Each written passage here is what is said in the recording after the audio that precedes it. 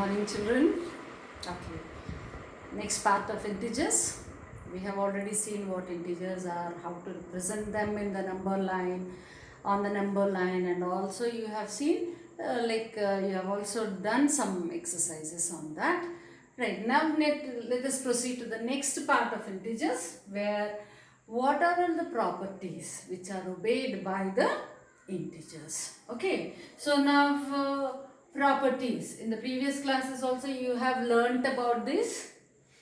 And now let us start with addition. Whether the addition is obeyed, like addition is obeying the properties which are mentioned below. Like one is closure property. What do you mean by closure property? Here closure property means, see, when you are taking two whole numbers, okay, and we are saying it is under addition. So if you add both the numbers, if the resultant also belong to whole numbers, then we say that whole numbers obey closure property under addition. Okay, so what do we say here? Suppose if you are taking whole numbers, what are whole numbers? Whole numbers are from 0, 1, 2, 3 and so on. Clear? So now we have to take any two whole numbers. I will say that we can write the property closure property as for all values of A and B belonging to a set of numbers. Okay, set of numbers. Then A plus B must also belong to the same set. This is the general format. This is called belongs. What is this called? Belongs. And what is this? For all values.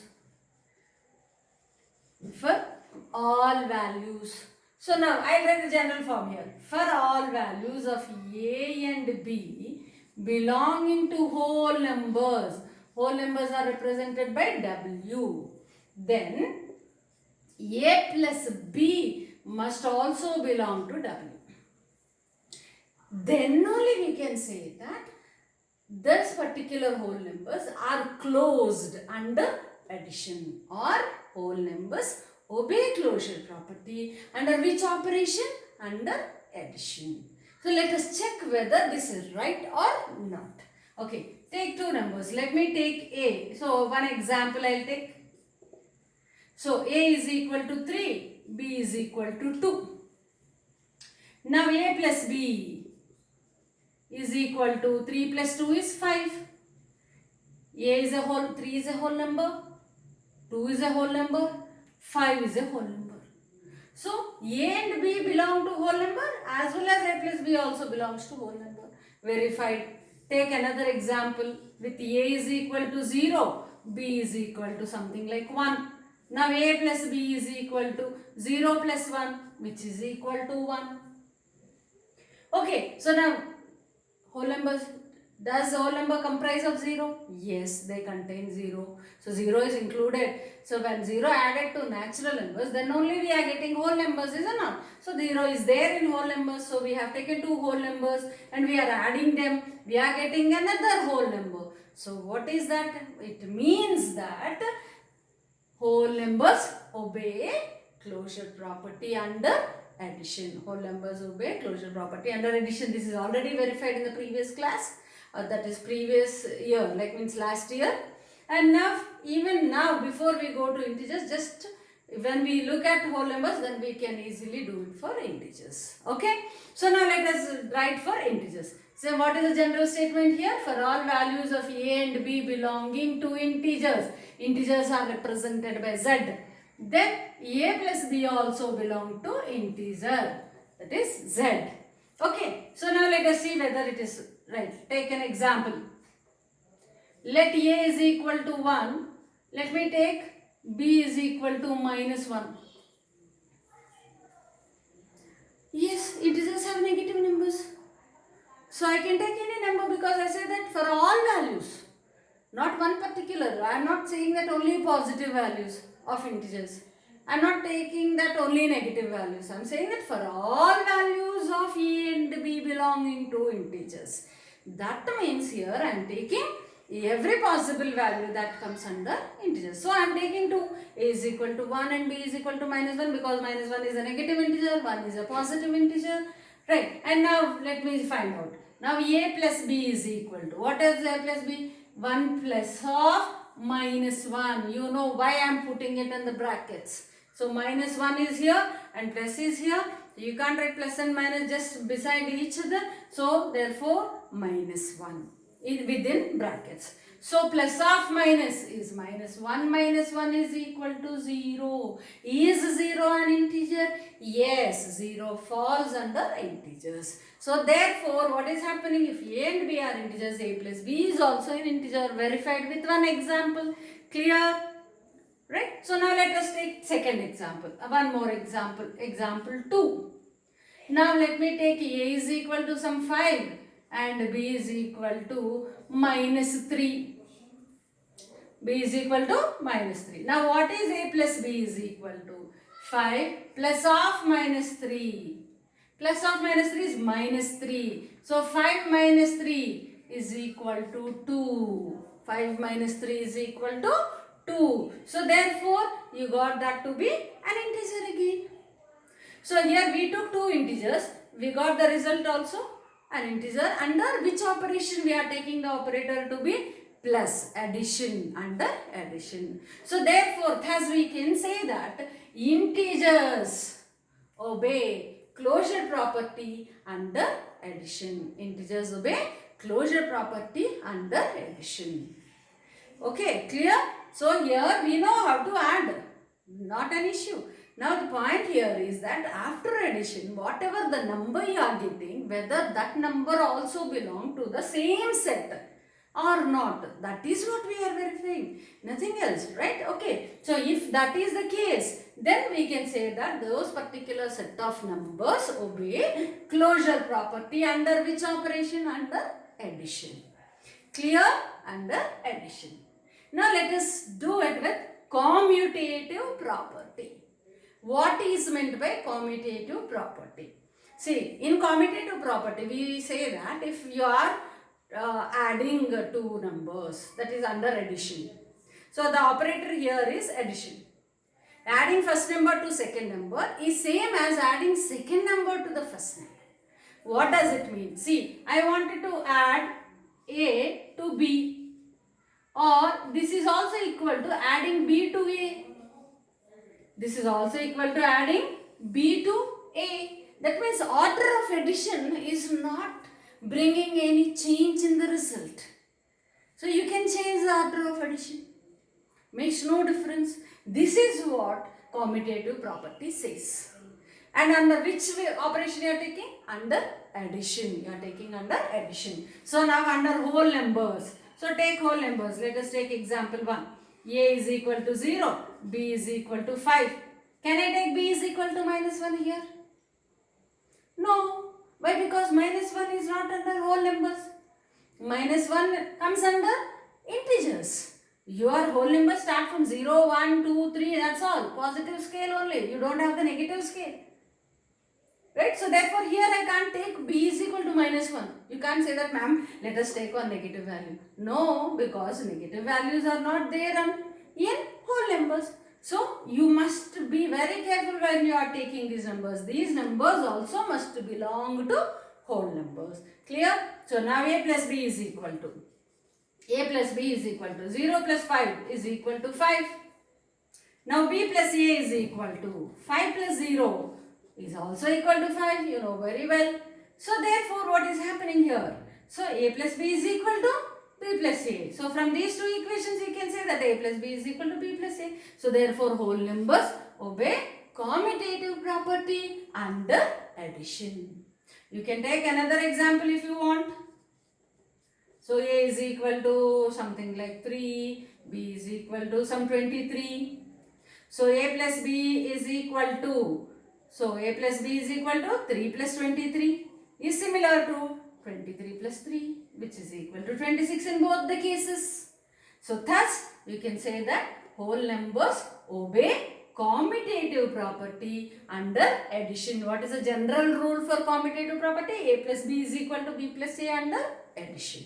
Clear? Let us do it in integers. Now you can take negative numbers. Now you can, because integers are having negative numbers. So let me take the example. A is equal to minus 5. B is also equal to minus 3. I am taking two negative numbers here. I am taking two negative numbers. Let us see what will happen. So now A plus B is equal to minus 5 plus of minus 3. Plus of minus is minus. Minus 5 minus 3 is minus 8. You all know how to simplify this, right? Minus 5 minus 3 is minus 8. Okay, now B plus A. B plus A. What is B? Minus 3 plus what is A? Minus 5 within brackets. So here again minus 3 plus of minus is minus. Minus 3 minus 5. You will get minus 8. So what do you observe? We got A plus B to be equal to minus 8. B plus A is also equal to minus 8. Clear? Okay, let us take one more example here. Example 2. I'll take one positive integer and one negative integer. A is equal to some 6, B is equal to minus 2. I took one positive integer and one negative integer. Let us verify it. So A plus B, 6 plus of minus 2. What is that is equal to? 6 minus 2. What is that equal to? 4. Now other way around. I'll add A to B. So first I'll take B. What is B? Minus 2 plus what is A? 6. Minus 2 plus 6. Subtraction takes place. With what sign? The sign of the bigger value. What is the larger value here? 6. So therefore you will get plus 4. You will get plus 4. So here also you got plus 4. Here also you got plus 4. So in both the cases, that means in both the examples, you can see that A plus B and B plus A are giving the same values. Right? So therefore we can say that integers obey commutative property under addition. Under which operation? Under addition. So integers obey commutative property under addition. So what is the difference between closure property and commutative property? You may say, madam, there also we are adding, here also we are adding. Why two names? See, here we are verifying on addition, whatever number you are getting, whether it belongs to the same set or not. Here in this case, that is in commutative property, whereas we are observing that in whichever manner you add, that means when you add first number to the second number or second number to the first number, is going to give the same result. That is the difference between the two. So here also you are adding, here also you are adding. But here you are taking in only one order. That means you are adding second number to the first number. And then you are seeing the result whether it belongs to the same set or not. Finished. Here you are changing the order and seeing whether both of they both give the same result or not. You are changing the order and looking at whether they both give the same result or not. That is which both A plus B as well as B plus A. If they give both same result, that means A plus B is equal to B plus A. That means it obeys commutative property. So what do we understand from this? So both closure property and commutative property are obeyed by both whole numbers as well as integers. Clear? So just go through the whole thing once and then pause the video for a moment and copy it down, right?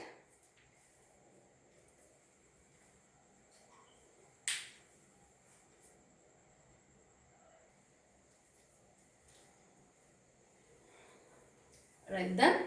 So now we will extend that to subtraction. We have seen closure property and commutative property under addition. Now we are going to see whether these two properties are obeyed by whole numbers and integers under subtraction. So please now make your brain ready to understand the concept of subtraction. Previously what we did just now is addition. Now we are going to come with subtraction. Okay. So now let us see. Whole numbers, the same again. What is the general rule? What is the general rule? You can say that for all values of A and B belonging to whole numbers, A minus B belongs to whole numbers. This is a general property, yes or no? Yes. Now what we are going to check? We are not going to find a minus b value and just keep quiet. We are going to find a minus b from whatever knowledge we have previously. And the result whatever we are getting, now we are going to check whether that answer also comes under this set or not. Clear? So now let us take whole numbers. Let a is equal to 0, b is equal to something like 3. Okay? So now 0 comes under whole numbers, 3 comes under whole numbers. Now let me write a minus b.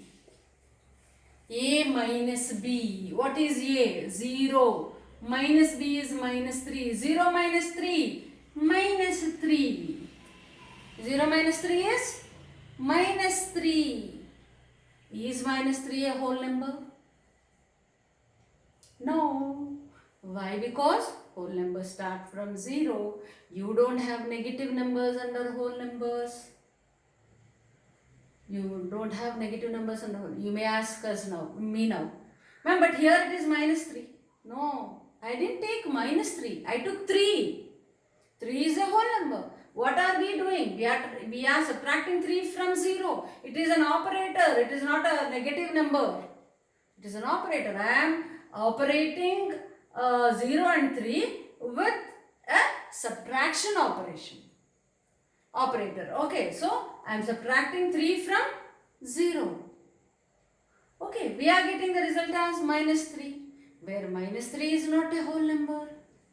Minus 3 is not a whole number. So therefore, in the first go only we are able to prove that no, this is not possible. That means whole numbers do not obey closure property under subtraction. No confusion please. There it is addition. While adding you won't be getting negative numbers when you are adding all positive numbers. When you are adding all positive numbers, you will be getting only positive numbers. So but while subtracting, you have to see from which number you are subtracting. So thus you are getting a negative number here where there are no negative numbers under whole numbers. Thus whole numbers do not obey closure property under subtraction. Let us take one more example. Is it necessary? No, we proved it. No, you do one thing. You take few examples and see whether it obeys in that particular case or not. Okay? So let me go with integers now. Let me go with integers. What is the general formula? For all values of a and b belonging to integer, where integer is represented by capital Z, then a minus b also belongs to integers. This is what the closure property under subtraction. So now what are the things? Integers. Let me take integers. So let me take a is equal to some minus 2, b is equal to 3.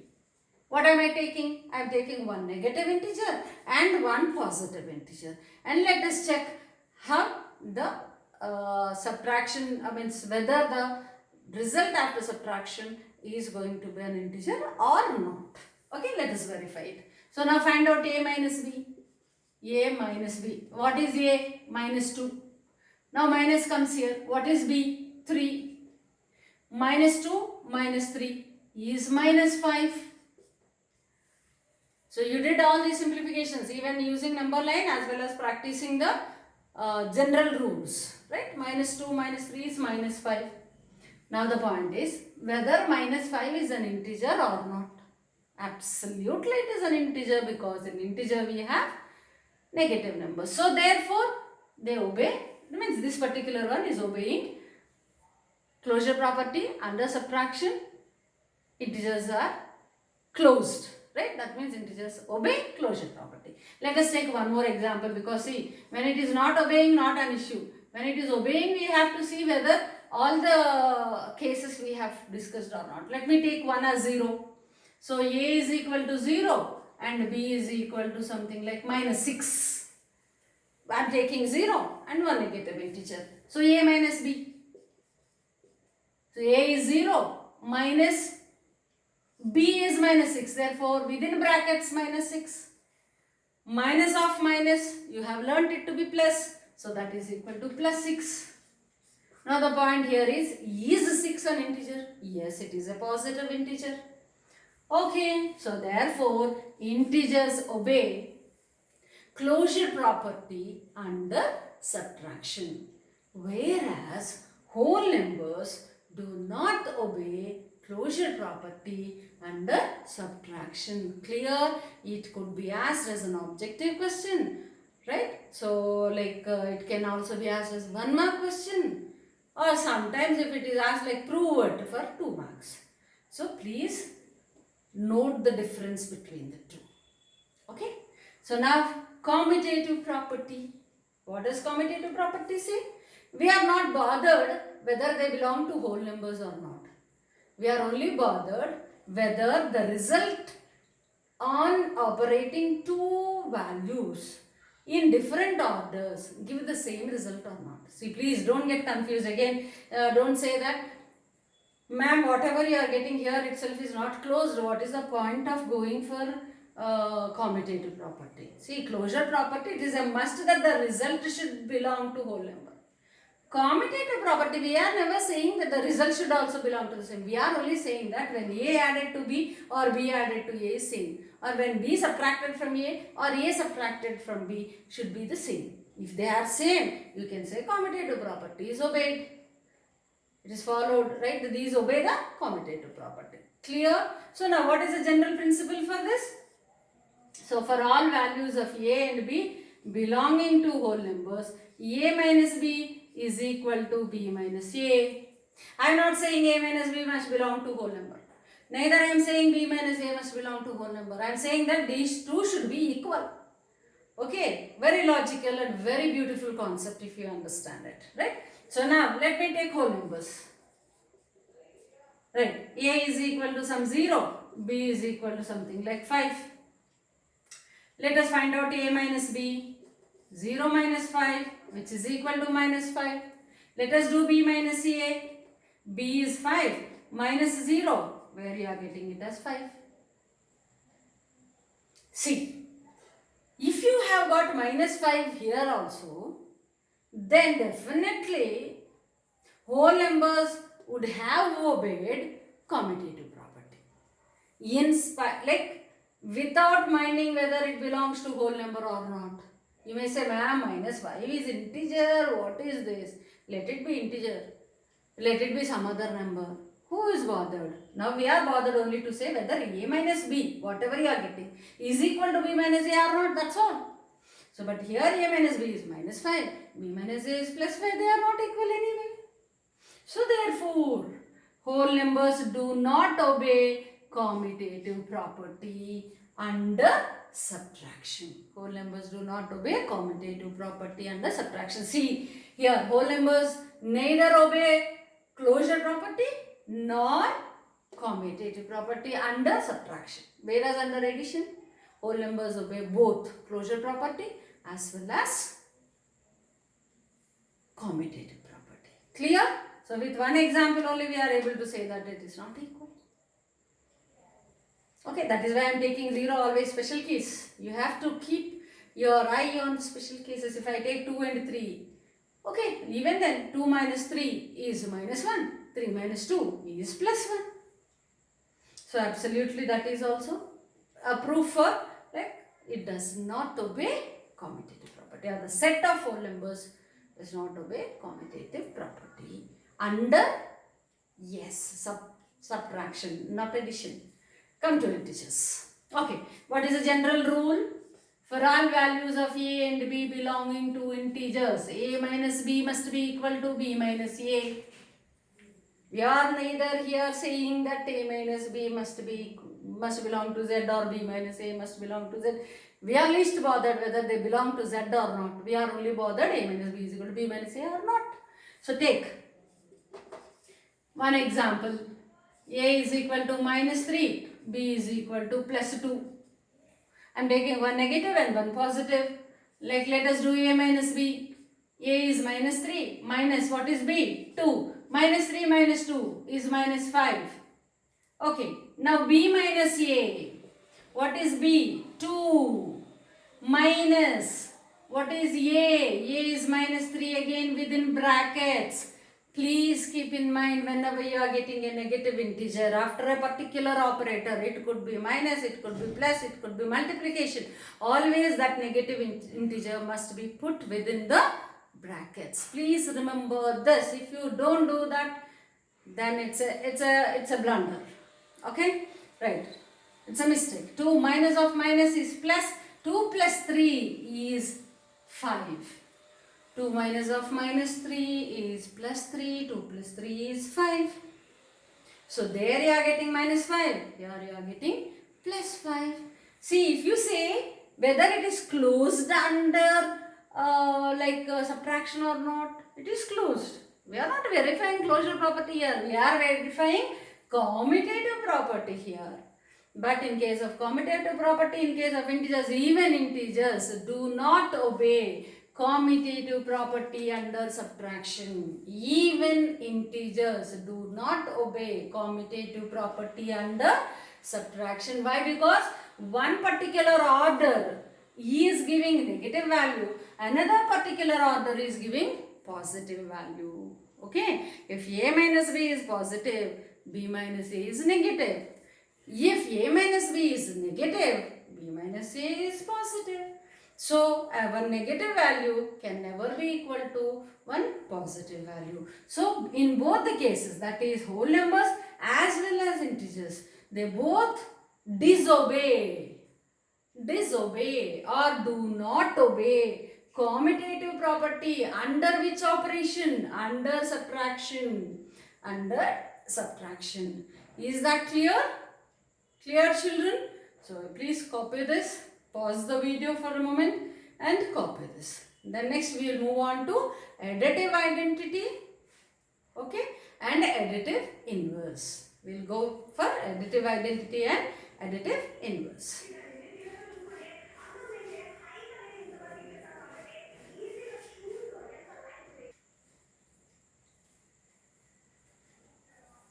Yeah, so done with closure property and commutative property under addition and under subtraction, right? We have seen both the properties. Now we are coming to additive identity and additive inverse. Additive identity in your previous classes also you have learned, that is in 5th, 4th also. Additive inverse, this is the first time that you are going to learn about. Okay, so additive identity. What is additive identity? It is such number which when added to the given number, result is the same number whichever is given to you. Very easy. That means to 5, if you add some number, you should get same number 5. I know, every one of you know what to add here. So what is that? 0. Identical. Identity in the sense, what is happening? You are getting the identical result. You are getting absolutely identical result. So that is what we call additive identity. So 0 is the additive identity. By adding 0 to 5, you will get 5 only. Any number you take, suppose minus 5, you are adding 0 to it, you will get minus 5. You are taking 26, added to 0, you are getting 26. So here 0 is not changing the value on which it is added or to which it is added. So it is additive identity. So additive identity, how do we define? Additive identity is that particular number by adding which to a given number, it will not change the value of the given number. What is given here? 5 is given. Is it changing the value of the given number? No, it is not changing. Okay, so thus 0 is the additive identity. Now additive inverse.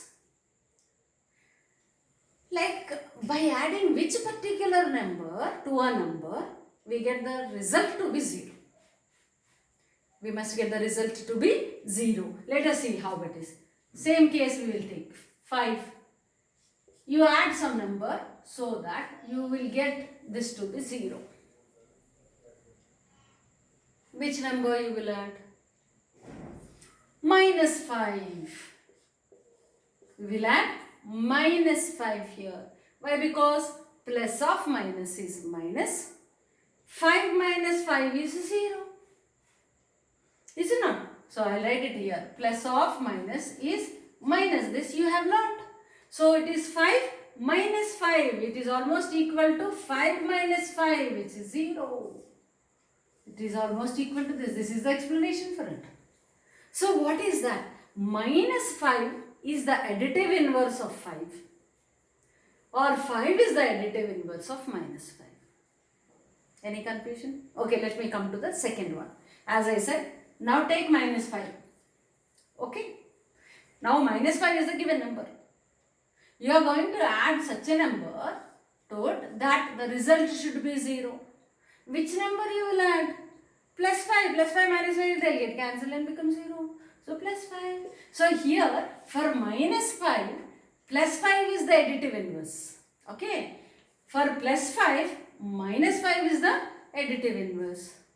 Let us generalize it. If I take a number x, then minus x is the additive inverse.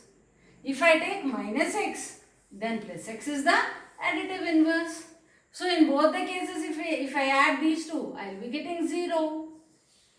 I will be getting 0. So how do you say additive inverse? Very simple terms. So if you take integers, negative integer of a number, right? So negative value of a given number is the additive inverse of that. Okay, so that means mutually a positive and negative integers of same magnitude, means same value. You are taking plus 5, 5 is the value, minus 5, 5 is the value. When you are taking the positive and negative integers of the same value, this value we call it as magnitude, means size. How far it is from 0. In both sides it is 5 units, is it not? From 0 scale, if you take this scale, plus 5 is at 5 units distance, minus 5 is also at 5 units distance.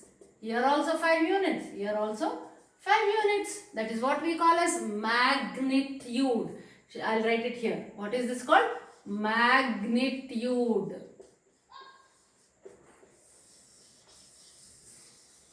Magnitude. So, briefly saying, you can say the positive and negative values of a given magnitude are additive inverse of each other. Additive inverse of each other.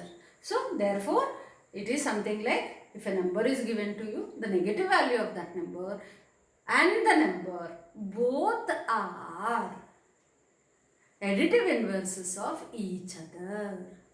Right? If a number is given to you, then the negative number of that and both are additive inverses of each one. That is 5 is additive inverse of minus 5. Minus 5 is additive inverse of 5. What is the concept here? By adding which particular number to a number, if the result is going to be 0, then they both are additive inverses of each other. Then they both are additive inverses of each other. Clear? Right. So, please copy this down and try to understand the concepts of additive identity and additive inverse. In additive identity, there should not be change in the value of the given number. In additive inverse, you have to add such a number that the result should always be 0. Result should always be 0. Whichever, whatever you do, I want the result to be 0. If you can bring the result to be 0 upon addition, it means that the number which is added to the given number is the additive inverse. Clear? Right? So, take few examples and try to practice this, and then it would be clear for you. So, then I will post the exercise questions to you. You can solve based on these properties. Right? See you children in the next class.